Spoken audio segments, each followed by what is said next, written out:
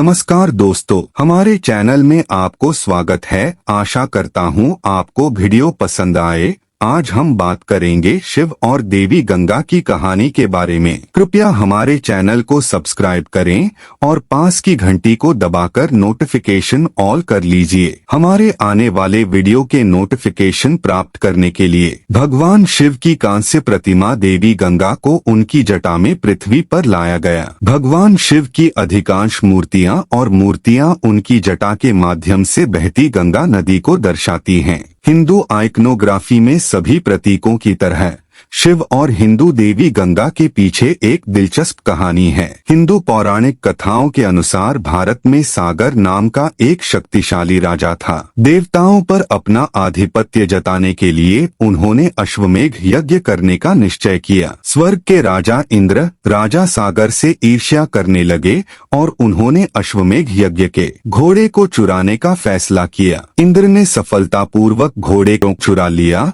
और उसे ऋषि कपिल के आश्रम में बांध दिया, जो कई वर्षों से चुपचाप ध्यान कर रहे थे। राजा सगर ने अपने 60,000 पुत्रों को अपने अश्वमेघ यज्ञ के घोड़े को खोजने का प्रयास करने का आदेश दिया। बहुत खोजने के बाद उन्होंने घोड़े को कुटिया में बंधा हुआ पाया और ऋषि कपिल पर हमला करना शुरू कर दिया, यह सोचकर कि वह एक अपराधी था जिसने इसे चुराया था। ऋषि अपनी समाधि से जागे और क्रोध में राजा सागर के सभी पुत्रों को नष्ट करने लगे। राजा सागर के पौत्र अंशुमान ने क्षमा मांगी। ऋषि ने उसे बताया कि वह अपने और अपने पूर्वजों की आत्माओं को शुद्ध करने और उन्हें निर्वाण प्राप्त करने में मदद करने के लिए स्वर्ग से पवित्र गंगा नदी को नीचे लाकर अपने जीवन को बचा सकता है। अंशुमन के पुत्र राजा दिलीप ने भगवान ब्रह्मा से गंगा को पृथ्वी पर लाने में मदद करने के लिए कहा। वह ब्रह्मा को संतुष्ट करने में विफल रहे और अपने पुत्र भागीरथ को कार्य सौंप दिया। भगीरथ ब्रह्मा को प्रसन्न करने में सक्षम थे और उन्होंने भाग्य की देवी गंगा को पृथ्वी पर उतरने का आदेश दिया। क्रोधित गंगा ने महसूस किया कि यह एक अपमान है और उन्होंने स्वर्ग से नीचे उतरने और अपनी शक्ति से दुनिया को नष्ट करने का फैसला किया।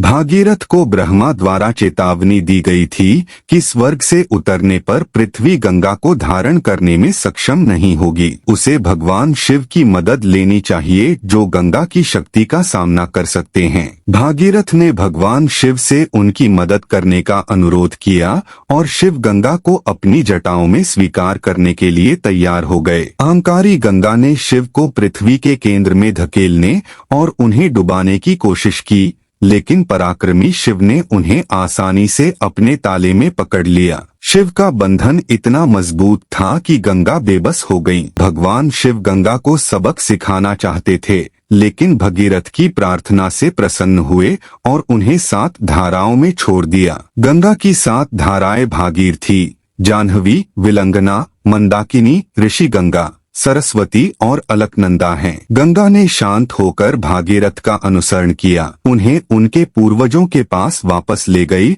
और उनकी आत्माओं को अपनी पवित्रता से मुक्त कर दिया। गंगा से जुड़ी कई किंवदंतियां हैं और अलग अलग जगहों पर उनके अलग अलग नाम हैं। यह सिर्फ एक है। भारत की पवित्र नदी गंगा नदी को भारत की सबसे पवित्र नदी माना जाता है और यह गंगोत्री ग्लेशियर की गहराई से निकलती है। अन्यथा गंगा के रूप में जानी जाने वाली गंगा लोगों के जीवन में पवित्रता लाती है। जब कोई इसके पवित्र जल में स्नान करता है तो वह अपने अस्तित्व के मूल में पवित्र हो जाता है।